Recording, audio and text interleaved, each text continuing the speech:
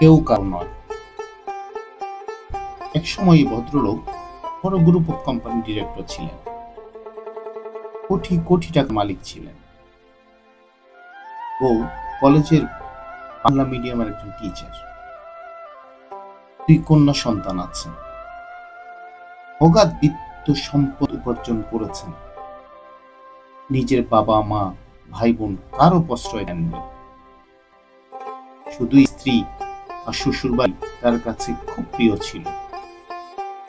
আজ অসুস্থ হয়ে যাওয়ার পরে সব হারিয়েছেন তিনি। না আছে তার বাড়ি গাড়ি, ব্যাংক ব্যালেন্স, সব কেড়ে নিয়েছেন তার প্রিয়তমা স্ত্রী। আজ পরিবার পরিজন সব হারিয়ে একটি মেডিকেল কলেজ হাসপাতালে পড়ে আছেন। ভেবেছিলেন হয়তো হারায় গেছে।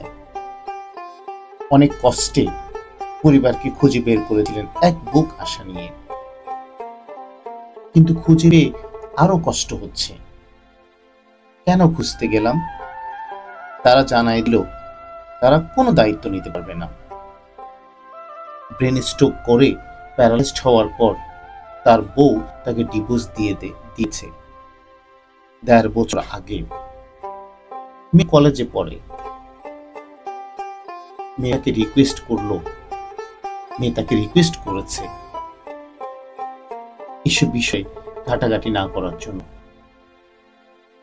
এটা নাকি ওদের ক্যারিয়ারের নষ্ট হবে, এগুলো জানাজানি হলে ওদের পক্ষে বাবার কাছে আসা সম্ভব না।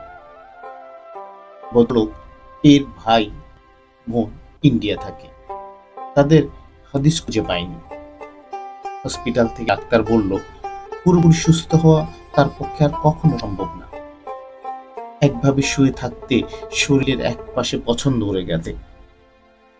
যতটুকু সুস্থ করা যায় চিকিৎসা চলছে ফরিদপুর মেডিকেল কলেজের সার্জারি বিভাগে। এরপরও বেঁচে থাকলে ফরিদপুর বৃদ্ধাশ্রমে দিয়ে দেওয়া হবে।